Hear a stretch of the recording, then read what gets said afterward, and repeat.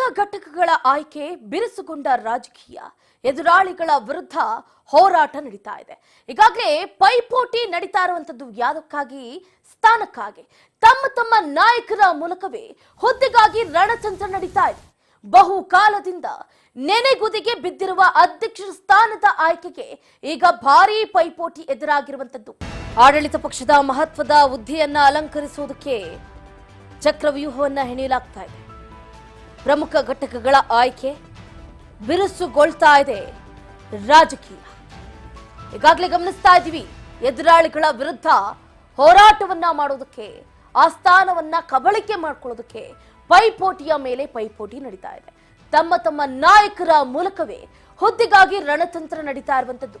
ಈಗಾಗಲೇ ಎಷ್ಟೋ ದಿನಗಳಿಂದ, ಎಷ್ಟೋ ತಿಂಗಳಿಂದ ನೆನೆಗುದಿಗೆ ಬಿದ್ದಿರುವಂತಹ ಅಧ್ಯಕ್ಷ ಸ್ಥಾನದ ಆಯ್ಕೆಯ ಕುರಿತು ಈಗಾಗಲೇ ಚರ್ಚೆ ನಡೀತಾ ಇದೆ. ಆಡಳಿತ ಪಕ್ಷದ ಮಹತ್ವದ ಹುದ್ದೆ ಯಾರಿಗೆ ಸಿಗುತ್ತೆ? ಹಾಗಾದ್ರೆ ರಾಜ್ಯ ಕಾಂಗ್ರೆಸ್ ಮೊಗಸಾಲೆ ಅಧ್ಯಕ್ಷಗಿರಿಗಾಗಿ ಕಾರ್ಯವ್ಯೂಹ ನಡೀತಾ ಇದೆ. ಮಹಿಳಾ ಕಾಂಗ್ರೆಸ್ ಅಧ್ಯಕ್ಷ ಸ್ಥಾನದ ಆಯ್ಕೆ ಪ್ರಕ್ರಿಯೆ ಬಿರುಸಾಗ್ತಾ ಇದೆ. ಮಹಿಳಾ ಅಧ್ಯಕ್ಷರು ಯುವ ಘಟಕದ ಅಧ್ಯಕ್ಷರ ಗಾದಿಗೆ ಈಗ ಫೈಟ್ ನಡೀತಾ ಇದೆ. ಮಹಿಳಾ ಸಾರಥಿಯ ಹುಡುಕಾಟದಲ್ಲಿ ಈಗ ಎಲ್ಲರೂ ಇದ್ದಾರೆ. ರೇಸ್ನಲ್ಲಿ ಈಗಾಗಲೇ ಹಲವಾರು ಜನರ ಹೆಸರು ಕೂಡ ಇರುವಂತದ್ದು. ಹಾಗಾಗಿ ಪೈಪೋಟಿ ಹೆಚ್ಚಾಗ್ತಾನೆ ಇದೆ. ಆಯ್ಕೆಯಲ್ಲಿ ವಿಳಂಬ ಆಗ್ತಾ ಇದೆ.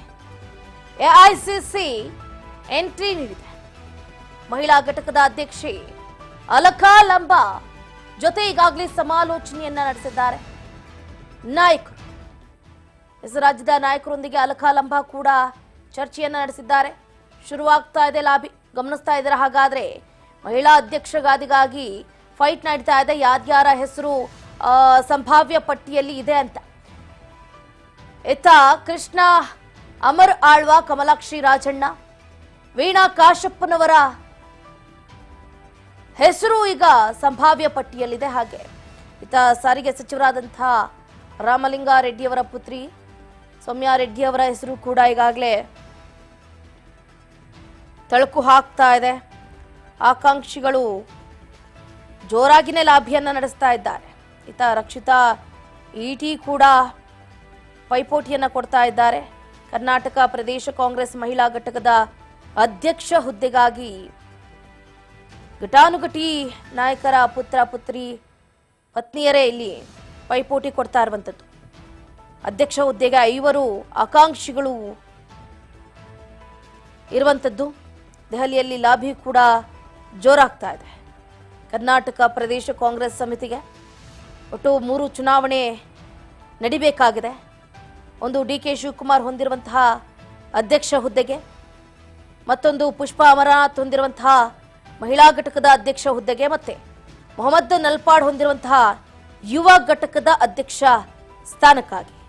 ಕೆಪಿಸಿಸಿ ಅಧ್ಯಕ್ಷ ಹುದ್ದೆಗೆ ಮತ್ತು ಯುವ ಘಟಕದ ಅಧ್ಯಕ್ಷ ಹುದ್ದೆಯ ಸಂಬಂಧ ಈಗಾಗಲೇ ಎಐಸಿಸಿ ಆಸಕ್ತಿಯನ್ನ ತೋರಿಸ್ತಾ ಇದೆ. ಆದರೆ ಮಹಿಳಾ ಘಟಕದ ಅಧ್ಯಕ್ಷ ಹುದ್ದೆಗೆ ಪ್ರಕ್ರಿಯೆ ಬಲು ಜೋರಾಗಿ ಆರಂಭ ಆಗಿದೆ ಅಂತಾನೆ ಹೇಳ್ಬೋದು. ಎಐಸಿಸಿ ಮಹಿಳಾ ಘಟಕದ ಅಧ್ಯಕ್ಷೆ ಅಲಕಾ ಲಂಬಾ ರಾಜ್ಯ ನಾಯಕರ ಬಳಿ ಈಗಾಗಲೇ ಸಮಾಲೋಚನೆಯನ್ನು ನಡೆಸಿದ್ದಾರೆ.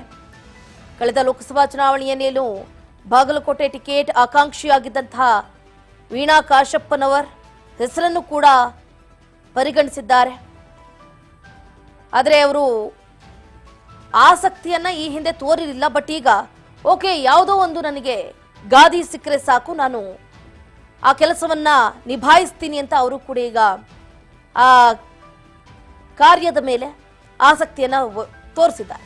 ಒಟ್ಟಾರೆಯಾಗಿ 5 ಈ ಹುದ್ದೆಯ ಮೇಲೆ ಕಣ್ಣನ್ನ ಇಟ್ಟಿದ್ದಾರೆ.